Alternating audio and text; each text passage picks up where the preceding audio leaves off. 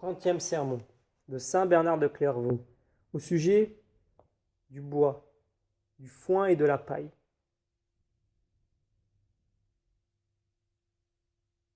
La sécurité ne se trouve nulle part, mes frères, ni dans le ciel, ni dans le paradis terrestre. Encore moins se trouve-t-elle dans le monde. En effet, au ciel, c'est l'ange qui tombe en présence de la divinité. Dans le paradis terrestre, c'est Adam qui se voit chassé de ce lieu de volupté. Et Judas en ce monde tombe de l'école même du Sauveur.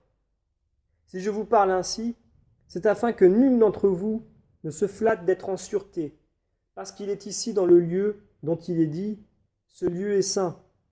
Car ce n'est pas le lieu qui sanctifie les hommes, mais les hommes qui sanctifient le lieu. En effet, jusque parmi nous, il y a 3 sortes d'hommes, qui se trouvent même assez peu en harmonie avec cet ordre et avec l'homme qui s'est engagé dans cette voie. Il y en a qui ont bien commencé, mais qui sont vite tombés en défaillance. Il y en a qui n'ont jamais commencé, mais qui ont toujours persévéré et qui persévèrent encore dans leur mollesse. Enfin, il y en a qui sont emportés par un esprit de légèreté, qui sont lents à écouter, prompts à parler, tout disposés à raconter partout ce qu'ils ont fait, si toutefois ils font quelque chose. Est-ce que Dieu ne les rejettera pas? Non, il ne le fera point. S'ils persévèrent dans le fondement, ils seront sauvés, mais comme en passant par le feu. Par quel feu passeront-ils? L'apôtre répond: personne ne peut oser d'autre fondement que celui qui a été mis. Et ce fondement, c'est Jésus-Christ. Si donc on élève sur ce fondement un édifice de bois, de foin et de paille, il en souffrira la peine.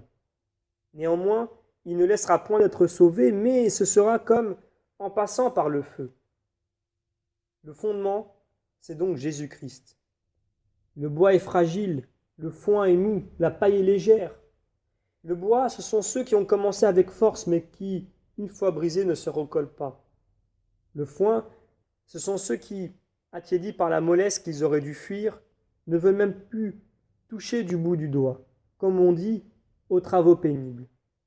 La paille, ce sont ceux qui, mis hors d'haleine par les mouvements de la légèreté, ne restent jamais dans le même état. Sans doute, il faut craindre pour ces religieux-là, mais il ne faut pas désespérer. Attendu que, s'ils ont le Christ à la base de leur édifice, c'est-à-dire s'ils finissent leur vie dans cette voie, ils seront sauvés. Mais toutefois, ce sera comme en passant par le feu. Il y a 3 choses dans le feu: la fumée, la lumière et la chaleur. La fumée excite les larmes, la lumière éclaire les objets environnants et la chaleur brûle. C'est ainsi que celui qui se trouve en cet état doit avoir dans son âme la fumée, c'est-à-dire l'amertume parce qu'il est tiède, relâché, parce qu'il trouble et bouleverse l'ordre autant qu'il est en lui.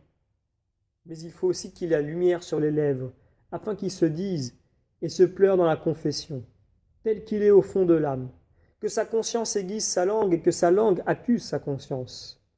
Il faut aussi qu'il sente la chaleur dans son corps, je veux dire les tribulations de la pénitence.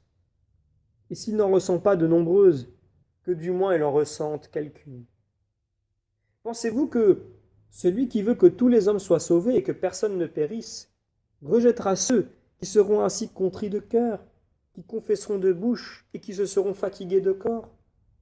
Mais il y en a d'autres aussi, qui élèvent sur ce fondement un édifice d'or, d'argent et de pierres précieuses, qui commence avec force, continue avec plus de force et termine avec toute la force possible, et qui se mettent peu en peine de ce que peut la chair et ne voient que ce que veut l'esprit.